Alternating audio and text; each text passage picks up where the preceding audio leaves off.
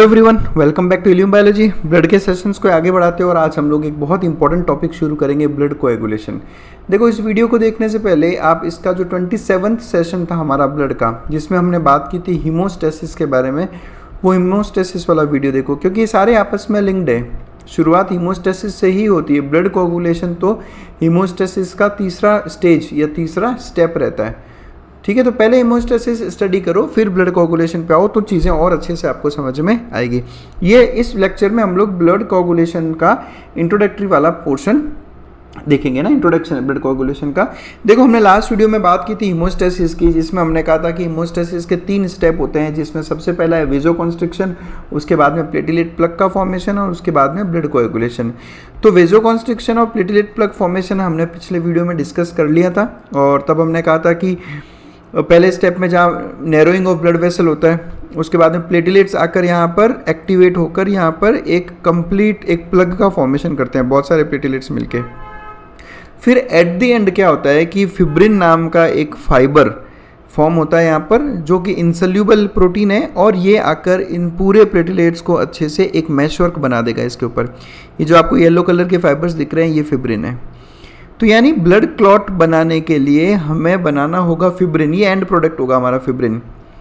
तो जो पूरा हम लोग एक कास्केड पढ़ेंगे, एक पूरा सिस्टम पढ़ेंगे, उसमें हम देखेंगे कि किस तरह से एंड में फिब्रिन बनेगा, और ये फिब्रिन आकर एक टाइट नेटवर्क बना देगा इन प्लेटिलेट्स के चारों तरफ। और अब इस नेटवर्क में आकर आरबीसीज, डब्ल्यूबीसीज और प्लेटिलेट्स अपने आप क्या हो जाएंगे, शामिल हो जाएंगे और फिर जाकर एक टाइट ब्लड क्लॉट का फॉर्मेशन हो जाएगा। ट्रैप हो जाते हैं बेसिकली ये सेल्स। तो ब्लड क्लॉटिंग का या ब्लड कोएगुलेशन का मतलब क्या होता है? देखो, चाहे ब्लड क्लॉटिंग कहो या ब्लड कोएगुलेशन कहो, एक ही बात है। कोएगुलेशन, ये वर्ड समझाता हूँ मैं आपको पहले कि कोएगुलेट हो जाना। अगर आपको कोएगुलेट होने को बहुत ही आसान शब्दों में समझना है ना, तो इसको समझो आप कि दूध का दही हो गया। दूध का दही हो गया। मिल्क देखा आपने? मिल्क लिक्विड फॉर्म में रहता है। ये मिल्क जब कोएगुलेट होता है तो कर्ड बनता है। मिल्क के कोएगुलेशन से क्या बनता है? कर्ड। अब आप कोएगुलेशन का मतलब समझ गए होंगे। मिल्क और कर्ड में क्या फ़र्क होता है? मिल्क फ्लूइड है, लिक्विड है, जबकि कर्ड जेल लाइक सब्सटेंस है।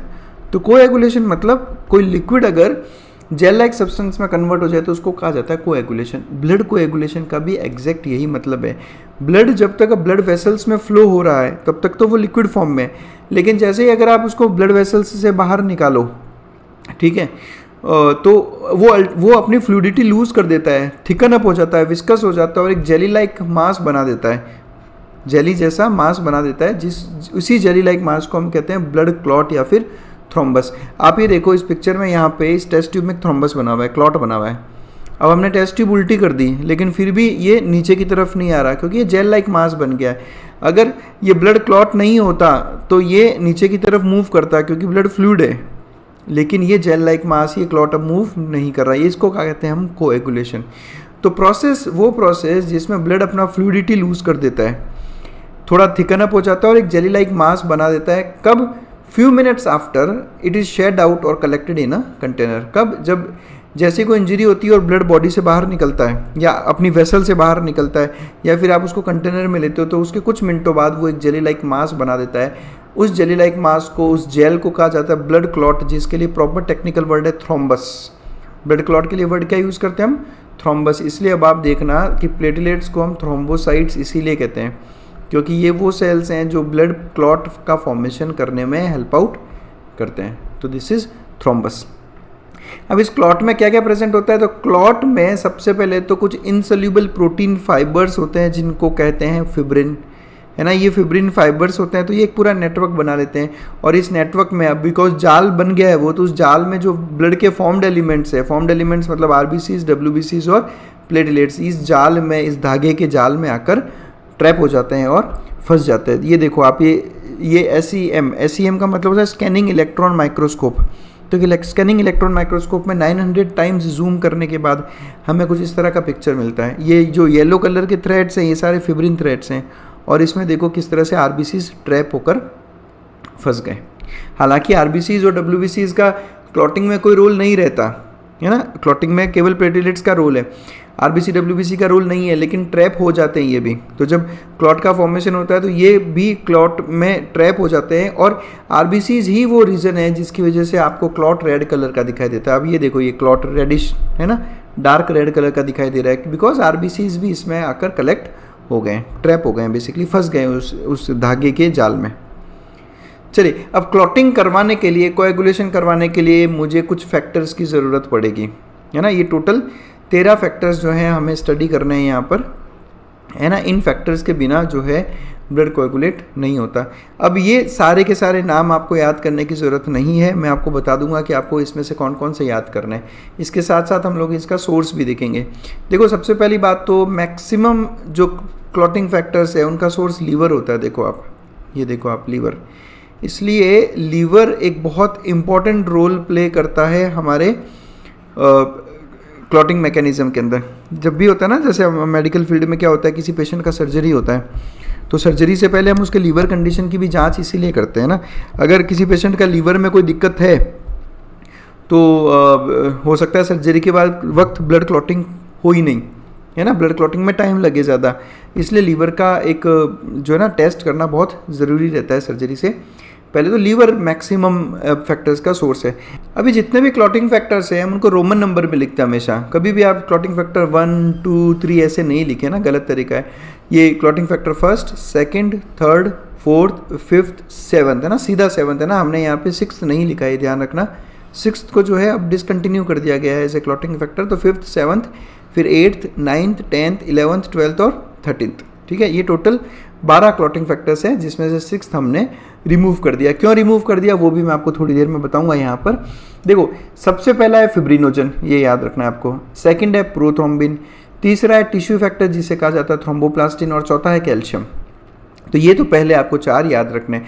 इसको कैसे याद रखोगे, इसको याद करने का एक सिंपल सा तरीका याद करता हूँ मैं। FPT कैल्शियम याद कर लेता हूँ मैं। क्या याद कर रहा हूँ? FPT calcium. ठीक है, अब देखो FPT कैल्शियम में F से फिब्रिनोजन, P से प्रोथ्रोम्बिन, T से थ्रोम्बोप्लास्टिन और Ca मतलब कैल्शियम। ठीक है, तो इसको आप ऐसे छोटा मोटा अगर याद करना चाहो तो आप इसको फटका याद कर सकते हो ना। FPT, हालांकि प और फ साथ में लिख लें आप इसको, फ प है ना, तो फटका या पटका आप इसको कह सकते हो। पटका भी कह सकते हो आप इसको, या फटका भी कह सकते हो। अब मैं इसको फटका की तरह याद कर लेता हूँ। तो FPT कैल्शियम, ये मेरे को पहले 4 याद हो जाते हैं। ये चारों सबसे इंपॉर्टेंट है। अब जब हम क्लॉटिंग देखेंगे तो आप देखोगे कि फिब्रिनोजन और प्रोथ्रोम्बिन का तो डायरेक्ट रोल है, इन्हीं का कन्वर्जन होता है। अगर आपको याद हो तो फिब्रिनोजन कन्वर्ट होता है फिब्रिन में और प्रोथ्रोम्बिन कन्वर्ट होता है थ्रोम्बिन में। ये लास्ट के 2 स्टेप रहते हैं, और कैल्शियम करीब करीब हर स्टेप पर यूज़ आता ही है। तो आप फटका या पटका से आप FPT कैल्शियम को याद कर सकते हो। 5वां फैक्टर है प्रो एक्सिलरिन लेबाइल फैक्टर या एक्सिलरेटर ग्लोबुलिन। नहीं याद करोगे तो चलेगा। आपको इसमें से कौन कौन सा याद करना है, जो मैंने येलो कलर में हाईलाइट कर रखा है, इसको आप भूल सकते हो। 6th होता ही नहीं है। 7th की बात करें तो serum prothrombin conversion accelerator SPCA, कुछ बुक्स में स्टेबल फैक्टर और कुछ बुक्स में प्रो कन्वर्टिन। अभी इस टेबल में मैंने वो सारे नाम लिख दिए जो आपको अलग अलग बुक्स में मिलेंगे, या सब एक ही हैं। जैसे भी ये अलग अलग नाम है 7th के इतने सारे, लेकिन कुछ बुक्स में प्रो कन्वर्टिन, किसी में स्टेबल फैक्टर लिखा है। मैंने यहाँ सारे डाल दिए ताकि आपको याद हो जाए। सबसे इंपॉर्टेंट याद रखना है आपको, 8th याद रखना है और 9th याद रखना है। क्यों? क्योंकि फैक्टर 8th की डेफिशिएंसी से होता है हीमोफीलिया A। आपने पढ़ा होगा हीमोफीलिया के बारे में। तो जो हीमोफीलिया A हम लोग बात करते हैं, तो हीमोफीलिया A जो क्लासिक हीमोफीलिया है बेसिकली, वो फैक्टर 8 की डेफिशिएंसी है, और हीमोफीलिया B फैक्टर 9 की डेफिशिएंसी है। तो आप डायरेक्ट इनको याद करें। इसलिए देखो, आप फैक्टर 8 को कहा जाता है एंटी हीमोफिलिक फैक्टर। एक ऐसा फैक्टर जो एंटी हीमोफिलिक है, यानी अगर ये होगा तो ये हीमोफीलिया नहीं होने देता। हीमोफीलिया तभी होगा जब 8th नहीं होगा। या फिर इसको प्रॉपर नाम और दे तो एंटी हीमोफिलिक फैक्टर A, क्योंकि ये हीमोफीलिया A के लिए रिस्पॉन्सिबल है। या फिर AHG एंटी हीमोफिलिक ग्लोबुलिन, ये भी इसी का नाम है। ठीक है, 9th की बात करें तो इसको कहा जाता है क्रिसमस फैक्टर। अब ये एक इंटरेस्टिंग चीज़ है, क्रिसमस फैक्टर इसका नाम इसलिए रखा गया क्योंकि सबसे पहले जिस पेशेंट में डिस्कवर हुआ था उस पेशेंट का नाम था क्रिसमस। तो ऐसा बहुत कम देखने को मिलेगा आपको मेडिकल फील्ड में कि किसी पेशेंट के नाम पे कोई पर्टिकुलर चीज़ की नेमिंग की जाती है। बाकी मोस्ट ऑफ द टाइम्स जिस साइंटिस्ट ने उसकी डिस्कवरी की है या जिस बड़े डॉक्टर ने उसकी डिस्कवरी की है, उसी नाम पे उसका नाम रखा जाता है। ये क्रिसमस फैक्टर बहुत कम ऐसे केसेस है जिसमें पेशेंट के नाम पर कुछ रखा गया हो क्रिसमस फैक्टर। इसको प्लाज्मा थ्रोम्बोप्लास्टिन कंपोनेंट भी कहते हैं और एंटी हीमोफिलिक फैक्टर बी भी कहते हैं। तो आपको तो मेन क्या क्या याद रखना है इनमें, एक तो AHF या फिर AHF-A और AHG, इसको बोल देंगे आप एंटी हीमोफिलिक फैक्टर बी यानी AHF-B। ये AHF-B हो गया और ये हो गया AHF-A यानी एंटी हीमोफिलिक फैक्टर, और या फिर इसका मेन नाम क्रिसमस फैक्टर रहता है। 10th की बात करें तो स्टुअर्ट फैक्टर, प्रोवर फैक्टर या थ्रोम्बोकाइनेज, आप थ्रोम्बोकाइनेज याद रखें इसको, या फिर स्टुअर्ट फैक्टर। थ्रोम्बोकाइनेज ज़्यादा इंपॉर्टेंट है। फैक्टर 11th की बात करें तो PTA प्लाज्मा थ्रोम्बोप्लास्टिन एंटीसीडेंट या एंटी हीमोफिलिक फैक्टर C, ये आप देखना है ना एक, और जो लेटेस्ट मैं आपको बता रहा हूँ। फैक्टर 12th को एंटी हीमोफिलिक फैक्टर D कहते हैं। ये आपकी नॉलेज के लिए, बाकी आप नहीं याद करोगे तो भी चलेगा। 12th का दूसरा नाम Hageman factor, glass factor, contact factor, ये सभी 12th के भी नाम है, पर ठीक है जाने दो आप। 13th आपको याद करना है, इसको कहा जाता है FSF, फिब्रिन स्टेबलाइजिंग फैक्टर या फिब्रिनेज एंजाइम कहते हैं इसको, ये इंपॉर्टेंट है। फिब्रिनेज या फिब्रिन स्टेबलाइजिंग फैक्टर, इसका रोल भी मैं आपको बताऊंगा क्या रोल रहता है। तो ये जो येलो मैंने कलर में हाईलाइट कर रखे हैं ये आप ज़रूर याद करो, ठीक है, ये इंपॉर्टेंट है आपके लिए। अब इसमें एक तो जो और चीज़ें आपको याद करनी है, तो ये जो थ्रोम्बोप्लास्टिन है, थ्रोम्बोप्लास्टिन प्लेटलेट्स एक्टिवेट होने के बाद में और जो टिश्यू डैमेज हुआ है, यानी जो connective tissue epithelial tissue damage हुआ है, वो डैमेज्ड टिश्यू और एक्टिवेटेड प्लेटलेट्स रिलीज करते हैं थ्रोम्बोप्लास्टिन। ये बहुत इंपॉर्टेंट चीज़ है, ये ध्यान रखना है आपने। क्यों? क्योंकि अभी हम लोग जब क्लॉटिंग मैकेनिज्म पढ़ेंगे डिटेल में तब हम बात करेंगे वापस थ्रोम्बोप्लास्टिन की। कहाँ से रिलीज होता है? डैमेज्ड टिश्यू और एक्टिवेटेड प्लेटलेट से। कैल्शियम, कैल्शियम तो आपकी बॉडी में नॉर्मली प्रेजेंट होता ही है, आप डाइट में लेते हो, आपकी बोन्स में प्रेजेंट है, और प्लेटलेट्स भी कैल्शियम रिलीज करते हैं, ये आपको ध्यान रखना है। क्लॉटिंग मैकेनिज्म के वक्त प्लेटलेट्स एक बहुत अच्छा सोर्स है कैल्शियम रिलीज करने का, और आपके ब्लड में प्रेजेंट होता ही है। बाकी इसके अलावा मैक्सिमम मैंने जैसा आपको कहा कि लीवर में फॉर्म होते हैं, और फिब्रिनेज के बारे में एक याद रखें कि प्लेटलेट्स भी फिब्रिनेज बनाता है। तो ये मेन क्लॉटिंग फैक्टर्स जो आपको समझने हैं। सबसे पहले क्या याद रखना है आपको? फटका या पटका, फटका और पटका याद रखना है आपको। फिब्रिनोजन, प्रोथ्रोम्बिन, थ्रोम्बोप्लास्टिन और कैल्शियम, बस ये सीक्वेंस अगर आपको याद हो गया तो फिर अपने आप जो है बाकी भी आप याद कर सकते हो ना। जो मैंने आपको मेन थे वो मैंने आपको यहाँ पर बता दिए। चलिए और आगे बढ़ते हैं। अगर हम देखो क्या है यहाँ पर, आप ये जो फटका और पटका आपने याद किया है ना, पहली बात तो बहुत से स्टूडेंट्स ये सोचते हैं कि सर क्लॉटिंग फैक्टर्स का ये जो नंबर है वो रिप्रेजेंट करता है इसकी सीक्वेंस को, कि जिस सीक्वेंस में ये यूज़ होता है कि पहले फैक्टर 1 आता है फिर 2 यूज़ होता है, फिर ऐसा नहीं है। ये बिल्कुल गलत कंसेप्ट है, ये सीक्वेंस में नहीं है। इनका ये नेमिंग हुआ है because of their discovery as clotting factor. इनकी डिस्कवरी एज क्लॉटिंग फैक्टर जैसे जैसे होती गई इनका वैसे वैसे नाम रखा गया, ये सीक्वेंस नहीं होता। लेकिन हाँ, एक मैं आपको याद करने का तरीका बता दूं, अगर आपने पहला, दूसरा और तीसरा देखा है तो थ्रोम्बोप्लास्टिन सबसे पहले यूज़ आएगा, है ना। जब हम लोग पढ़ेंगे ना कास्केड तो आप देखना पहले थ्रोम्बोप्लास्टिन यूज़ करेंगे, फिर प्रोथ्रोम्बिन, और फिर प्रोथ्रोम्बिन से फिब्रिनोजन। ये एक सीक्वेंस आप उल्टा याद कर सकते हो कि पहले तीसरा, फिर दूसरा और फिर फर्स्ट। ये याद करने का मैं आपको तरीका बता रहा हूँ ताकि आपको ये याद हो जाए कि सीक्वेंस क्या रहता है। तो थ्रोम्बोप्लास्टिन से प्रोथ्रोम्बिन, प्रोथ्रोम्बिन से फिब्रिनोजन यूजअप होगा। चलिए और आगे बढ़ते हैं हम लोग। तो क्लॉटिंग फैक्टर्स को आइडेंटिफाई किया जाता है रोमन न्यूमरल से, जो उनकी डिस्कवरी को इंडिकेट करता है, ना कि उसके सीक्वेंस को। फैक्टर 6 नहीं होता, फैक्टर 6 नहीं होता। पहले हम प्रोथ्रोम्बिनेज को फैक्टर 6 मानते थे। प्रोथ्रोम्बिनेज जिसका दूसरा नाम प्रोथ्रोम्बिन एक्टिवेटर भी है, सबसे इंपॉर्टेंट यही है, बहुत इंपॉर्टेंट है ये, है ना। अभी जैसे हम कास्केड पढ़ेंगे पूरा तो उसमें देखेंगे हम प्रोथ्रोम्बिनेज। इसको पहले फैक्टर 6 कहा जाता था, लेकिन हमें बाद में समझ में आया कि फैक्टर 5 और फैक्टर 10 मिलकर इनका जो कॉम्बिनेशन है वो है प्रोथ्रोम्बिन एक्टिवेटर। तो फिर हमने इसको डिसकंटिन्यू कर दिया एज अ क्लॉटिंग फैक्टर। तो फैक्टर 5 और फैक्टर 10 का कॉम्बिनेशन है फैक्टर 6, जिसको हम पहले कहते थे। अब इसको केवल प्रोथ्रोम्बिनेज कहा जाता है, फैक्टर 6 नहीं कहा जाता। ये देखेंगे हम लोग, है ना, ये भी हम लोग स्टडी करेंगे। अभी जब कास्केड आएगा तो देखना किस तरह से फैक्टर 5 और फैक्टर 10 मिलकर जो है प्रोथ्रोम्बिनेज का फॉर्मेशन करते हैं, वो हम लोग नेक्स्ट वीडियो में देखेंगे। फैक्टर 9 तो क्रिसमस फैक्टर पेशेंट के नाम पे रखा गया है, जैसे अभी हमने थोड़ी देर पहले डिस्कस किया। आगे बढ़ते हैं हम लोग। ब्लीडिंग टाइम और क्लॉटिंग टाइम, ये बहुत बहुत इंपॉर्टेंट है। ये अगर आप मेडिकल की तैयारी कर रहे हो या लैब टेक्नीशियन की पढ़ाई कर रहे हो, ब्लीडिंग टाइम और क्लॉटिंग टाइम में डिफरेंस पता होना चाहिए। बहुत आसान है। ब्लीडिंग टाइम यानी कितने टाइम तक ब्लीड हुआ, कितने टाइम तक ब्लीड हुआ उसको हम कहते हैं bleeding time. Time interval from oozing of blood after a cut और injury till arrest of bleeding. हमें चोट लगी, चोट लगने के बाद खून आना शुरू हुआ और कब वो खून आना रुका उसको हम कहते हैं ब्लीडिंग टाइम। और एक होता है clotting time. Clotting time, time interval from oozing of blood after a cut और injury till the formation of clot. शुरुआत दोनों की ब्लीडिंग से होगी, लेकिन जब ब्लीडिंग रुक जाएगी तब तक का टाइम ब्लीडिंग टाइम, और जब तक क्लॉट फॉर्म हो जाएगा तब तक का टाइम क्लॉटिंग टाइम। अब आप सोचे होंगे कि सर क्लॉट होगा तभी तो ब्लीडिंग रुकेगी, तो ऐसा नहीं है। अगर आपने हीमोस्टेसिस वाला वीडियो देखा था तो हमने उसमें बात की थी कि प्लेटलेट प्लग का फॉर्मेशन हो जाता है, और प्लेटलेट प्लग का जब फॉर्मेशन होता है तो ब्लीडिंग उस वक्त काफ़ी केसेस में अरेस्ट हो जाती है।